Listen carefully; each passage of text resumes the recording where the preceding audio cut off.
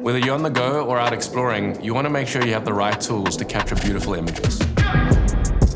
The most important thing about taking photos of landscapes is being very conscious of natural light. The best time to go out and take photos is when it's golden hour. That's an hour before or after sunset or sunrise.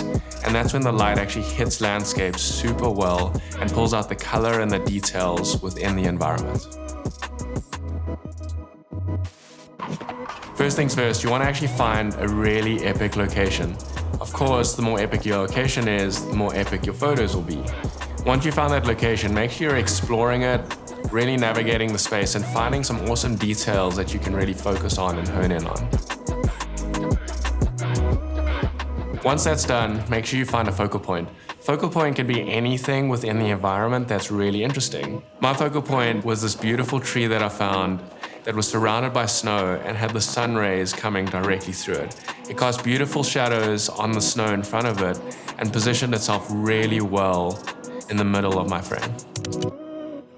Something that's really helpful when you're taking photos is actually setting up a grid within the frame. Hit the settings at the top right of your camera, scroll all the way down, go to grid and hit the 3x3 grid. When you go back to your camera, you'll actually see that 9 quadrants appear.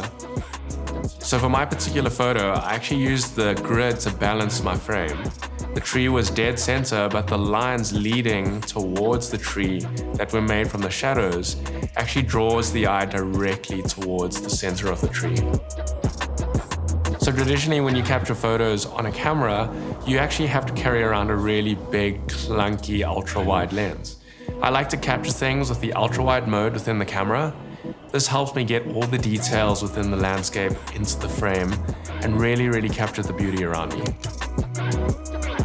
So now that you've chosen a location, you've chosen a focal point, and you understand how the grid works, the last thing is actually making sure that your horizon line is balanced within the image. The horizon line is that invisible line that separates the sky and the land within the frame. The horizon line can be balanced by actually aligning that to the top and bottom edges of your frame, making sure that they're parallel. Once you've done that, hit the shutter and make a beautiful image.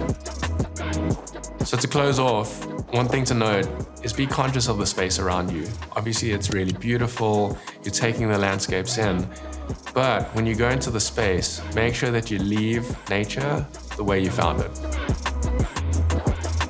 My name is Gareth Pon. I'm a photographer and creative director from South Africa.